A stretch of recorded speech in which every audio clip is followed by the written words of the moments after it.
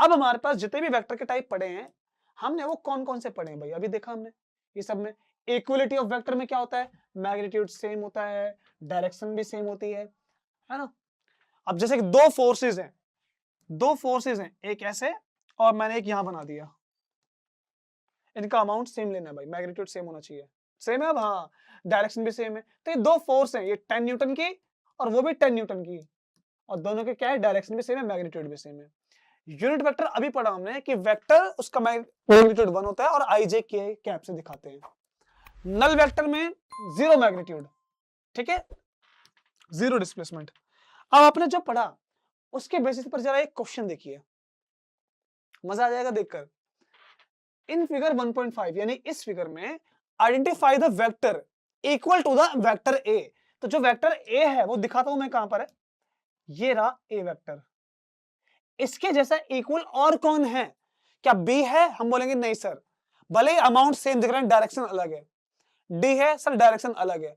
जी की डायरेक्शन अलग है, बस एफ है जो मैग्नीट्यूड में भी सेम है, डायरेक्शन में भी सेम है। तो पहले का आंसर बोलो क्या हुआ फटाफट, पहले का आंसर हुआ एफ वेक्टर। ये सेकंड पढ़ो, let i and j be the unit vector along x and y axis. I और जे का है, तो मेरे साथियों भाई आई तो रहा यहां पर, जे रहा यहां पर। तो आई एक्स के डायरेक्शन में होता है, जे होता है वाई के डायरेक्शन में, तो इनकी बात की जा रही है ना। चलिए आगे देखिए, तो इनको बोला कि ड्रॉ द वेक्टर, हमें बोला गया है draw the vector 2.5i and 4.0j, हमें ये बनाना है। अगर आई इतना है ना तो हमें बनाना है, तो बना लेते हैं भाई। देखो ये रहा, अब बनाना स्टार्ट करें। चलिए मैं रेड पेन से बनाता हूं तब समझ में आएगा। अगर हमारे पास ये 1 है यानी आई है, तो 2.5i कैसे बनेगा सर, ये रहा 2, ये रहा 2.5, तो यानी कि एक फुल वेक्टर कहां बन गया, तो आपने मार्क कर लिया सर वो फुल वेक्टर यहां पर बन गया। लेट्स से ये है वो फुल वेक्टर जिसको हमने क्या बोला 2.5i। नेक्स्ट 4j, भाई 1 2 3 और ये 4, ये है 4j मान के चल लो ना, ये तो ये है 2.5i, ये है 4j, क्या ये हो गया, तो आंसर है यस, इस तरह से बन गया। लेकिन अगर इनका एक बोला जाता कि सर देखिए दो वेक्टर मिले हैं, है ना, अब इसको हम एक बनाना चाहते हैं, तो कैसे बनेगा, ऐड करके, मतलब कि इसको हम ऐसे लिखना चाहते हैं 2.5i plus 4j plus 4j, क्या ये दो वेक्टर हैं, हम बोलेंगे नहीं सर ये तो एक वेक्टर है। तो वो कहां बनेगा, वो बनेगा ये इधर, ऐसे सीधा बना लेना, दोबारा बनाता हूं मैं, हाँ तो वो बनेगा ये इस तरह से। ये है वो दोनों का एक वेक्टर, यानी कि 2.5i का 4j का एक वेक्टर ए है। लेकिन जो क्वेश्चन बोल रहा है वो हमारे पास पहले कंप्लीट हो गया था, ये और ये बात clear. Next, represent each vector shown in figure 1.5 में in the unit vector notation. अब जो ये डायग्राम में यूनिट वेक्टर की नोटेशन में लिखना है, मतलब उस तरह से लिखना है, ठीक है ना। चलो लिखते तो बताता हूं आपको मैं कैसे। सी वाला ऐसे करेंगे, मान के चलो कि भाई ये जो आई है अगर वो 1 है, तो जो ए है उसका डबल दिख रहा है, ऑलमोस्ट ऑलमोस्ट डबल दिख रहा है, तो ए को क्या लिखेंगे सर, ये ए जो है ना वो एक्स में भी है, मैं दिखाता हूं आपको, ए एक्स में भी है और वाई में भी है, वो भी दो दो कदम पर है, देखो ना भाई इतना बड़ा बना दिया ना, दो दो आई का डबल ऑलमोस्ट। तो हम ए को जो लिखेंगे वो लिखेंगे पहले वाले के लिए, यानी कि ए वेक्टर हो जाएगा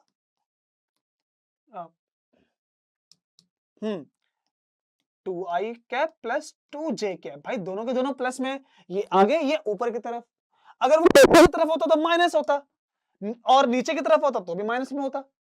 बात क्लियर है। नेक्स्ट, बी वाले को देखो भाई, बी का ये नीचे की तरफ है, तो बी में ध्यान से अगर देखोगे मेरे साथी, ध्यान ध्यान से देखोगे तो ये आगे की ओर है और नीचे की ओर है। अगर आगे की ओर है, अगर आगे की ओर है तो x हो जाएगा प्लस, नीचे की तरफ है तो v हो जाएगा माइनस में y, नीचे है तो माइनस में y। बात क्लियर है क्या।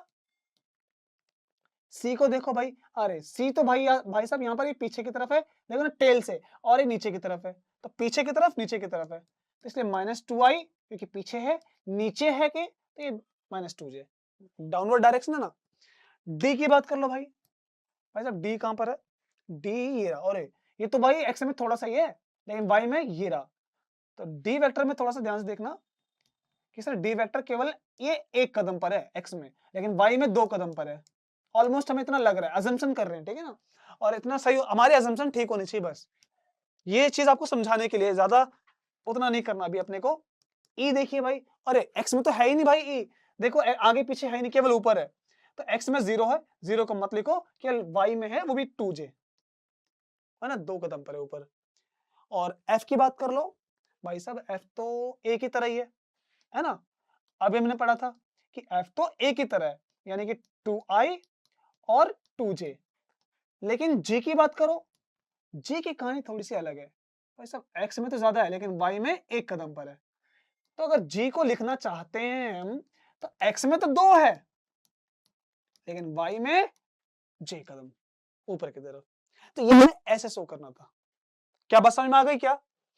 अगर आ चुकी है तो एक और देखिए क्वेश्चन, अ बस स्टार्ट्स फ्रॉम इट्स डिपो, यानी कि एक बस है, उसका डिपो है कहीं पर, वो यहाँ से स्टार्ट करते चलना, and returns to the same position in the evening, and सुबह निकली, शाम को वापस वहीं पर आ गई, डिस्प्लेसमेंट कितनी है? अरे यार ये तो बच्चा भी कर लेगा, है कि नहीं, जो 9th में 11th में वो भी कर लेंगे कि डिस्प्लेसमेंट क्या है। भाई साहब डिस्प्लेसमेंट बताता है चेंज इन पोजीशन, जहां थी वहां से निकली वापस आ गई, तो कितनी चेंज है पोजीशन में? सर 0 चेंज है, तो क्या आंसर होगा? 0 होगा, नहीं होगा? बिल्कुल होगा सर। तो अभी तक क्या आपको स्केलर और वेक्टर का जो बेसिक था समझ में आया? हमारे इग्नू में जो सबसे पहले यूनिट है, इसका इतना सा पार्ट समझ में आया? अगर आगे हो तो हमें आगे की तैयारी करनी है, आगे के लिए हमारे साथ बने रहिए इस क्लास के साथ। धन्यवाद आप।